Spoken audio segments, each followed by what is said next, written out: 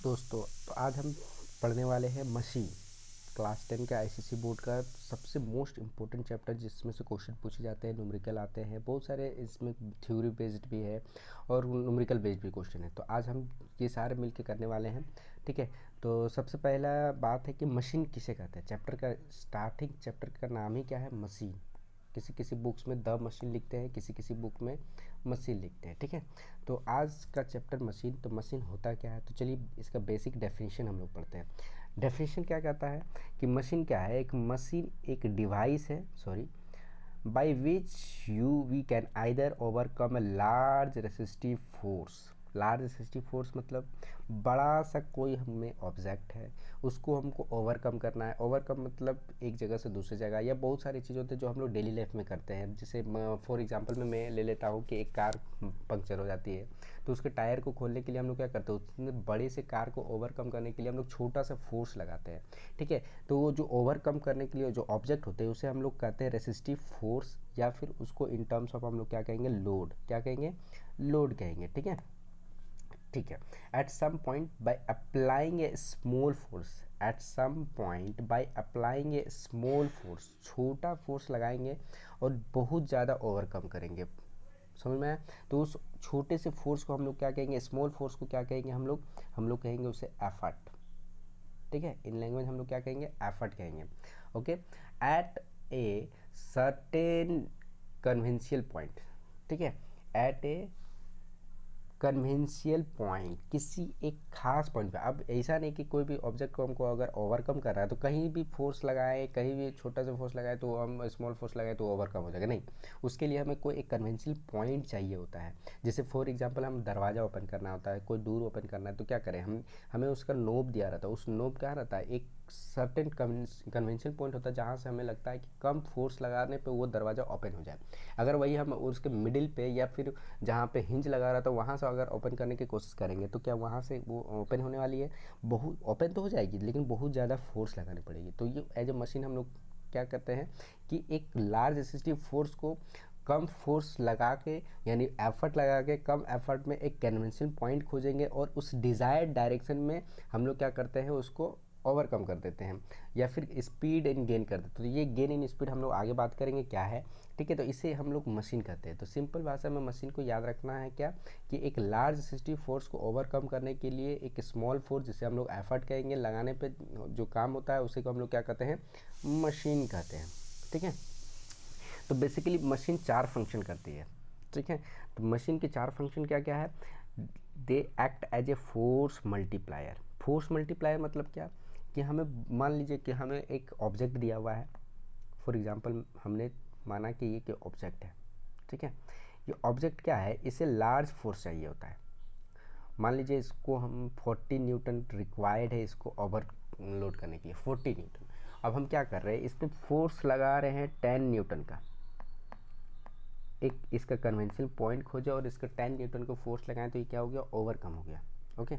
तो ये हमने क्या किया, ये मेरा 10 न्यूटन का फोर्स एज इस पे फोर्स मल्टीप्लायर की तरह काम किया और इस पे 40 न्यूटन का फोर्स लगा, यानी इसके बीच में कोई एक ऐसा चीज़ हमने रखा जो एज ए फोर्स मल्टीप्लायर की तरह काम किया। मतलब मेरे 10 न्यूटन फोर्स को उन्होंने कितने में चेंज कर दिया, 40 न्यूटन में, जिसके कारण ये ओवरकम हो गया, ठीक है। जैसे फॉर एग्जाम्पल में यहाँ पे क्या दिया हुआ, कार जैक, क्रोबार, कार वाला जैसे मैंने एग्जांपल बताया।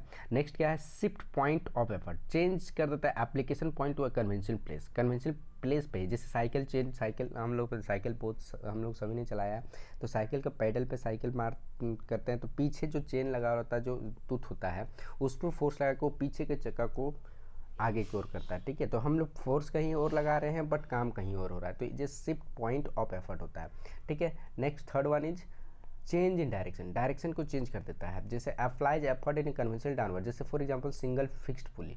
एक फिक्स्ड पुली में क्या होता है, आगे हम लोग पढ़ने वाले हैं फिक्स्ड पुली, आपका सिंगल फिक्स्ड पुली क्या होता है, तुम्हारा मूवेबल पुली क्या होता है, ये सारी चीज़ हम लोग डिस्कस करने वाले। तो अभी फिलहाल 4 चीज़ में, पहला force multiplier, shift point effort, third one is change in direction, ठीक है। तो change in direction and the next fourth one is called speed multiplier या गेन मल्टीप्लायर, हम लोग कह सकते हैं गेन इन स्पीड, ठीक है।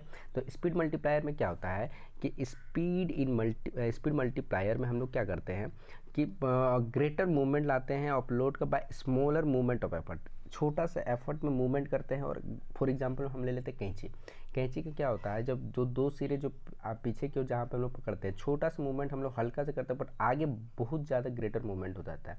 तो एज ए स्पीड मल्टीप्लायर की तरह भी हम लोग उसको यूज़ कर सकते हैं, ठीक है।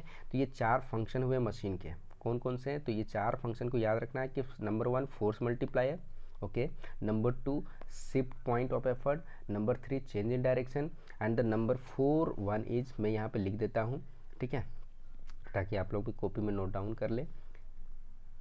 Okay, let me clear it.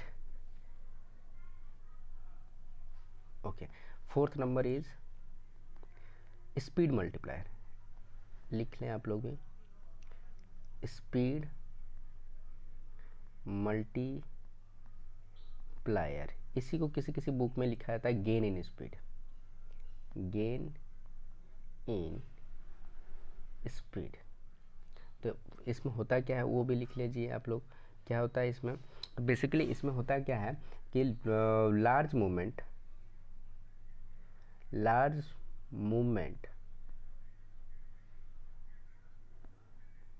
In small movement of effort, मतलब एफर्ट में स्मॉल मूवमेंट करके हम लोग यहाँ पे लिख लीजिए, यहाँ पे लोड। अब लोड क्या होता है, एफर्ट क्या होता है, इसके बारे में हम लोग जानेंगे, ठीक है। तो आज की वीडियो हम लोग सिर्फ बेसिक करने वाले हैं। तो बेसिक क्या है, तो सबसे पहला लोड क्या होता है, तो load resistive opposing force to overcome, जिस भी ऑब्जेक्ट को हमें ओवरकम होना आता है।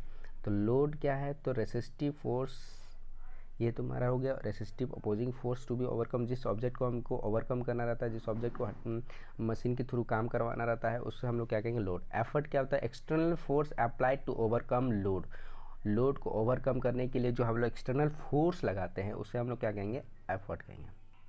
ओके ओके, नेक्स्ट वन आइए, मैकेनिकल एडवांटेज। ये कुछ टेक्निकल टर्म्स है जिसके बारे में जाना था, ये पूरे ये फोर्थ पे ही हम लोग पूरे चैप्टर पे डिस्कस करने वाले हैं। तो लोड क्या है, एफर्ट क्या है, ये से आपको जानना पड़ेगा, ठीक है। नेक्स्ट वन क्या है, मैकेनिकल एडवांटेज। मैकेनिकल एडवांटेज क्या है, बेसिकली एक रेशियो है किसका, तो लोड और एफर्ट का, ठीक है।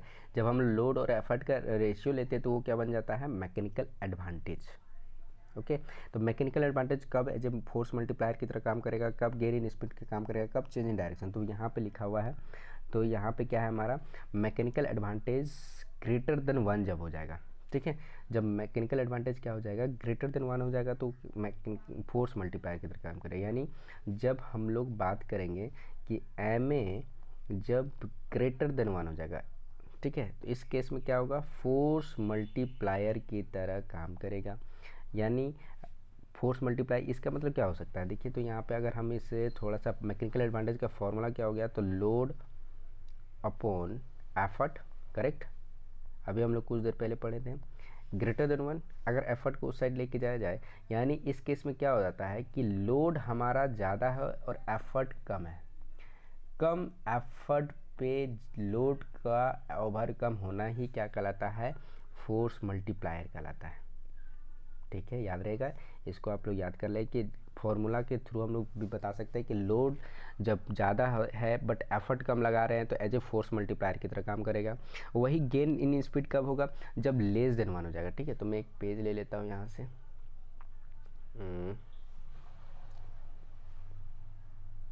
चलिए पेज,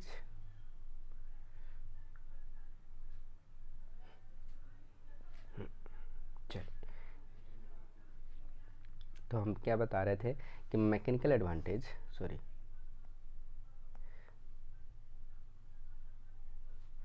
मैकेनिकल एडवांटेज जब लेस देन 1 होगा, इसका मतलब क्या सर, मैकेनिकल एडवांटेज का फॉर्मूला क्या बताया, load by effort less than 1, और इसको थोड़ा सा अच्छा से करें तो लोड जो हो जाएगा लेस देन एफर्ट, यानी हमें लोड बहुत ज़्यादा है, ठीक है, और एफर्ट भी बहुत ज़्यादा लगाना पड़ रहा है। इस केस में क्या होगा, मतलब एफर्ट का मूवमेंट एज ए, इसे हम कह सकते हैं कि ये गेन इन स्पीड हो गया, गेन इन स्पीड।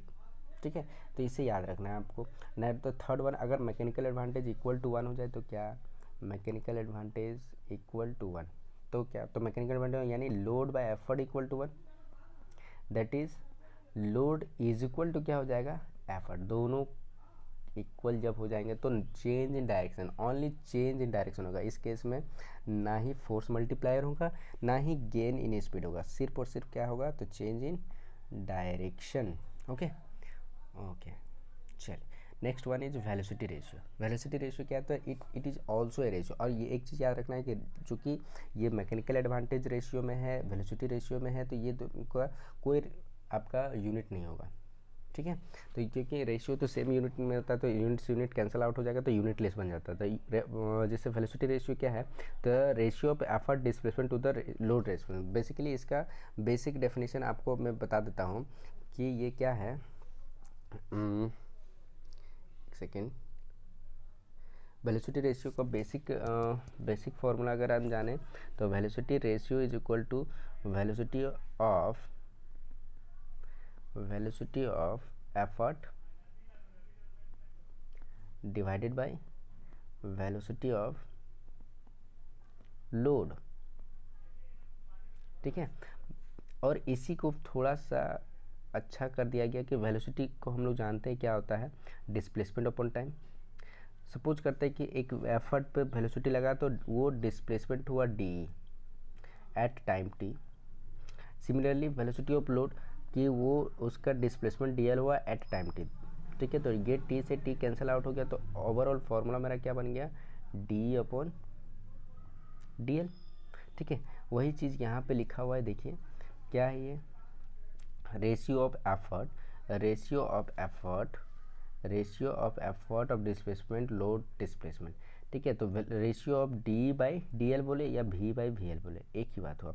यहाँ डी क्या है, तो एफर्ट डिस्टेंस, डी एल क्या है, तो लोड डिस्टेंस, और ये भी क्या है, एक यूनिट लिस्ट है। ठीक है, चलिए एफिशिएंसी क्या है, तो basically ratio of work output to the work input. अब ये वर्क आउटपुट और वर्क इनपुट क्या है सर, आइए इसके बारे में डिस्कस करते हैं। वर्क आउटपुट और वर्क इनपुट क्या है, तो ये आपका वर्क, पहले सबसे पहले वर्क इनपुट के बारे में बात करते हैं। Work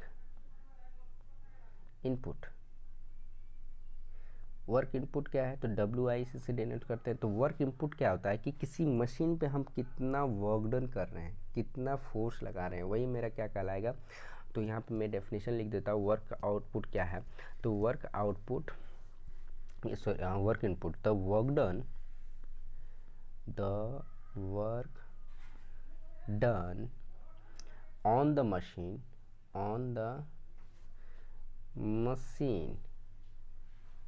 by the effort is called work input। ठीक है, यानी work input is equal to work done by the effort. ना वर्क आउटपुट, सिमिलरली अब आप लोग बता सकते हैं वर्क आउटपुट क्या है। ठीक है, वर्क आउटपुट, तो वर्क आउटपुट क्या है, the work done by the machine, the work done by the machine to the load या ऑन द लोड। ठीक है, लोड पे जो वर्क डन किया जाता है bye the machine is called work output. ठीक है, चलिए इसी को हम लोग एफिशिएंसी को ईटा से दिखाते हैं, इसे ईटा कहते हैं। ईटा का क्या हो गया, वर्क आउटपुट, क्या वर्क आउटपुट आया, डिवाइडेड बाय वर्क इनपुट। और चूंकि एफिशिएंसी हम लोग परसेंटेज में देते हैं, इसलिए इसको मल्टीप्लाई करेंगे 100 से। ओके, तो एफिशिएंसी का फॉर्मूला क्या बन के आया, work output by work input divided multiplied by 100। ठीक है, देखिए आइए इससे हम लोग यहाँ से देखें, ratio of work output to the work input that is eta is equal to work output by work input. और वर्क डन क्या होता है बताइए, फोर्स इनटू डिस्प्लेसमेंट। तो ये देखिए लोड मेरा फोर्स हुआ, ठीक है। Displacement L into D divide by A into D, ये भी एक फार्मूला बन के आ गया। ठीक है, ओके। तो ये हमारा हो गया work output, work input, efficiency. अब ये डेरिवेशन बिटवीन ईटा मतलब efficiency, mechanical advantage and velocity ratio, ये सब के बीच में रिलेशन क्या है। तो उससे पहले हम लोग आइडियल मशीन और प्रैक्टिकल मशीन क्या होता है वो जान लेते हैं। तो आइडियल मशीन उसको कहेंगे जहाँ पे 1% भी लॉस ऑफ एनर्जी नहीं होता है, नो एनर्जी लॉस। यहाँ पे क्या होगा, work output is equal to work input, वहाँ पे मैकेनिकल एडवांटेज और वेलोसिटी रेशियो का रेशियो भी दोनों आपस में इक्वल हो जाएगा। और ऐसा आइडियल मशीन एग्जिस्ट नहीं करता है। ठीक है, ऐसा हो ही नहीं सकता है कि कोई एनर्जी लॉस ही नहीं होगा ड्यू टू फ्रैक्शन और weight of parts. Work output work is equal to work, जितना हम लोग इनपुट दिए उतना ही वो आउटपुट मिलेगा। ठीक है, तो इन प्रैक्टिकली हम लोग यूज करेंगे इसको। तो एनर्जी लॉस्ट होगा ड्यू टू फ्रिक्शन, ठीक है, ड्यू टू मूविंग पार्ट्स, जहाँ पे work output always less then work input. हम लोग 100% वो इनपुट देंगे बट वो 80% 90% समथिंग कुछ ना कुछ वर्क इनपुट आउटपुट लॉस कम मिलेगा ही। Mechanical advantage always less than velocity ratio. ठीक है, तो ये तुम्हारा आइडियल मशीन और प्रैक्टिकल मशीन के बीच में डिफरेंस हुआ। Ideal machine no energy loss, work output is equal to work input, mechanical advantage is equal to velocity ratio, but this is not exist. ठीक है, रियल लाइफ में ये exist नहीं करता, पर प्रैक्टिकली ये ही करता है कि 100% नहीं होता है। प्रैक्टिकल मशीन में इफ़िशियंसी 100% से कुछ ना कुछ कम ही मिलेगा। ठीक है, आइए डेरिवेशन से करते हैं, ये इंपॉर्टेंट है एग्जामिनेशन पॉइंट ऑफ व्यू से। तो कैसे करेंगे, तो सपोज मान लेते हैं कि एक मशीन है जिसका लोड क्या है, एल है। सपोज करते हैं कि लोड क्या है, एल है। अब इस लोड को ओवरकम करने के लिए हम एफर्ट लगा रहे हैं, ई क्या लगा रहे हैं, effort E at time, for the time T के टाइम लगाते हैं। ठीक है, अब नाउ सपोज करते हैं कि वो जो फोर्स हम एफर्ट जो लगाए, let the displacement of the effort be D, effort का डिस्प्लेसमेंट क्या हो जाएगा, डी। ठीक है, and the displacement of the load क्या हो जाएगा, D L. Okay, now the by the definition हम लोग क्या पढ़े हैं कि efficiency is equal to work output divided by work input. तो वर्क आउटपुट क्या है, मशीन के थ्रू जो हमको लोड से जो मिलता है वो वर्क आउटपुट हुआ। वर्क इनपुट क्या है, जो हम लोग मशीन पे लगाते हैं। ठीक है, तो इसका क्या हो जाएगा फॉर्मूला, एल लोड, चूँकि हम लोड से मिल रहा है, multiply D L divided bye ई मल्टीप्लाई डी। ठीक है, तो यहाँ पे अगर देखा जाए तो यहाँ पे आपको मिलने वाला है ओवरऑल फार्मूला। यहाँ पे मैं पेज ले लेता हूँ, 8 पेज। ठीक है, तो फिर दोबारा कर देता हूँ कि हम लोग क्या पढ़ें, eta is equal to W not, W input और डब्ल्यू नॉट का formula L into D L divided by क्या हो जाएगा, ई इंटू डी। ठीक है, ये देखिए, तो इसको हम लोग थोड़ा सा और L by load by effort. ठीक है, लोड बाय एफर्ट, और इसको क्या ले सकते हैं, multiply 1 upon D L by D. आ जाइए, ये आपको मैं दिखाता हूँ। लोड बाय एफर्ट को हम लोग क्या बोलते हैं, मैकेनिकल एडवांटेज।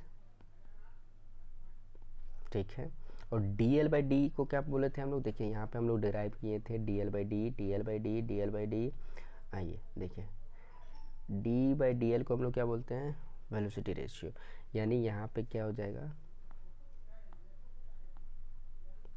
अच्छा डी एल बाई डी ही कर देते हैं, तो ये उसको नीचे नहीं लेके जाते हैं। एक मिनट, ये मैं इसको ऐसे ही रखता हूँ, क्या हो जाएगा, D by D L, sorry क्या हो जाएगा, 1 by D by D L. और डी बाई डी एल क्या है, वेलोसिटी रेशियो, तो 1 by velocity ratio is equal to, यहाँ पे क्या है हमारे पास, ईटा। और थोड़ा सा अच्छा कर ले तो क्या हो जाएगा बताइए, mechanical advantage is equal to cross में इसको इसके साथ ले जाएंगे तो क्या हो जाएगा, एफिशिएंसी मल्टीप्लाई वेलोसिटी रेशियो। ये आपका बन के आ गया relation between mechanical advantage ratio, velocity ratio and eta यानी इफिशियंसी। दस द मैकेनिकल एडवांटेज को हम लोग दोबारा डिफाइन कर सकते हैं। कैसे डिफाइन कर सकते हैं? तो mechanical advantage of a machine, mechanical advantage of a machine is equal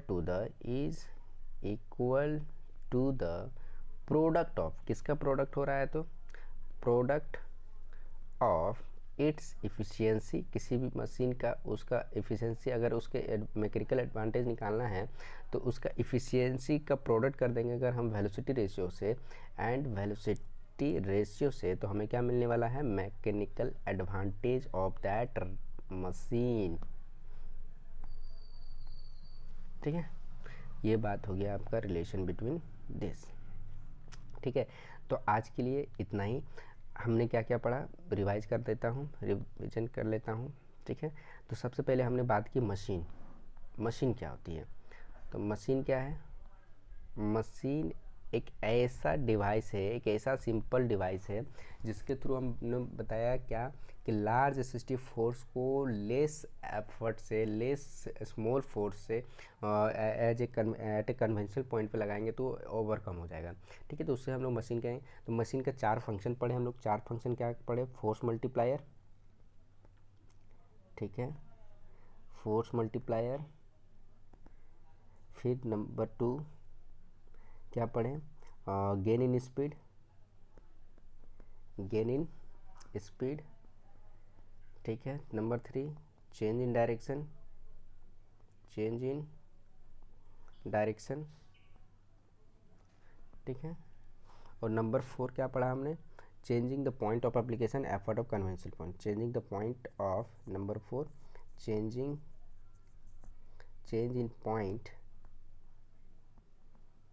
in point of application of effort. ठीक है, एप्लीकेशन ऑफ एफर्ट। ठीक है, उसके बाद हमने क्या पढ़ा? आइए हम लोग देख लेते हैं फिर से। आई थिंक उसके बाद हम लोगों ने मैकेनिकल एडवांटेज के बारे में पढ़ा। ठीक है, मैकेनिकल एंड टेक्निकल टर्म्स कुछ पढ़े। लोड क्या है, एफर्ट क्या है? तो लोड क्या है? जो रेसिस्टिव फोर्स को ओवरकम करना रहता है उसे हम लोग लोड कहते हैं। जो एक्सटर्नल फोर्स हम लोग लगाते हैं मशीन पे वो क्या होता है? आपका एफर्ट होता है। मैकेनिकल एडवांटेज पढ़ा। Mechanical advantage ratio of load and effort. ठीक है, जब मैकेनिकल एडवांटेज ग्रेटर देन 1 हो जाएगा तो as a force multiplier work करेगा। मैकेनिकल एडवांटेज अगर लेस देन 1 हो जाएगा तो गेन इन स्पीड काम करेगा। अगर मैकेनिकल एडवांटेज इक्वल टू 1 होगा तो डायरेक्शन चेंजर तरह काम करेगा। उस वक्त में फोर्स मल्टीप्लायर गेन स्पीड काम नहीं करेगा। ठीक है, वेलोसिटी रेशियो क्या है? It is also the ratio है। क्या रेशियो है? तो velocity of effort divided by velocity of load. ठीक है, ये रेशियो किसका? Velocity of effort to velocity of load. और इसको इन द अदर लैंग्वेज में अगर डिस्प्लेसमेंट के टर्म में हम लोग चेंज अप किए तो क्या हो गया? D by D L, that is displacement in effort divided by displacement of load. ठीक है, नाउ इफिशियंसी हम लोग पढ़े। इफिशियंसी में क्या बताया? इफिशियंसी रेशियो है work output by work input. Work output क्या है? तो वर्क आउटपुट जो एक पहले वर्क इनपुट के बारे में बात किए थे हम लोग ने। वर्क इनपुट क्या है? जो भी फोर्स या जो भी वर्क डन हम लोग मशीन पे करते हैं टू ओवरकम द लोड, तो उस वर्क डन को हम लोग क्या कहेंगे? Work input. वर्क आउटपुट क्या कहेंगे? मशीन के थ्रू कितना वर्क डन किया गया टू ओवरकम द लोड, उसको हम लोग क्या कहेंगे? वर्क आउटपुट कहेंगे। दोनों का अगर रेशियो लेते हैं तो हम लोग को क्या मिलता है? ईटा मिलता है। ईटा मतलब इफिशियंसी, और चूंकि इससे हमें परसेंटेज में देना होता है इसलिए लास्ट में मल्टीप्लाई कर देते हैं 100 से। ठीक है, फिर हम लोगों ने रिलेशन निकाला velocity ratio, mechanical advantage and efficiency के बीच में। कैसे निकाला? तो जस्ट हमने क्या किया? ईटा का फॉर्मूला लिया। ईटा इज इक्वल टू, हम लोगों ने पढ़ा work output by work input, और वर्क डन क्या होता है? Force into displacement. तो force, load as a force काम किया। ठीक है, फोर्स इनटू डिस्प्लेसमेंट, और डीएल डिस्प्लेसमेंट हुआ लोड पे। ठीक है, और डिवाइडेड बाय वर्क इनपुट मतलब एफर्ट कितना लगाएं और मल्टीप्लाई कितना डिस्प्लेसमेंट हुआ। अब चूंकि ये और ये मिल के बन गया आपका मैकेनिकल एडवांटेज, और 1 बाई ये डी को जंप करवा के नीचे आ गया तो 1 बाई डी।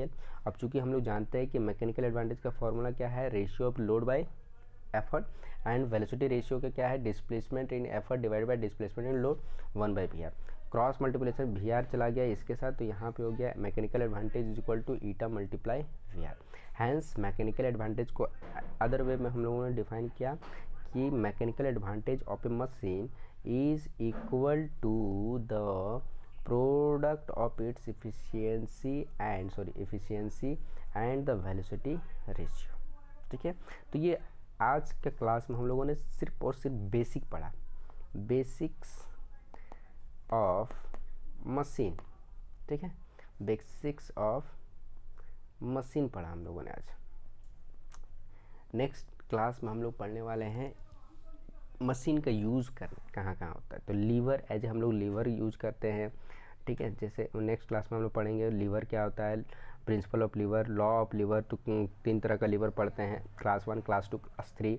फिर हम लोग पुली के बारे में डिस्कस करेंगे, सिंगल फिक्स्ड पुली, फिर मूवेबल पुली में भी फिर हम लोग टाइप्स ऑफ पढ़ेंगे, टाइप्स ऑफ बहुत तरह का पढ़ेंगे। ठीक है, फिर कुछ न्यूमेरिकल करेंगे एट द लास्ट में, जो आपके board of examination point of view से इम्पॉर्टेंट है।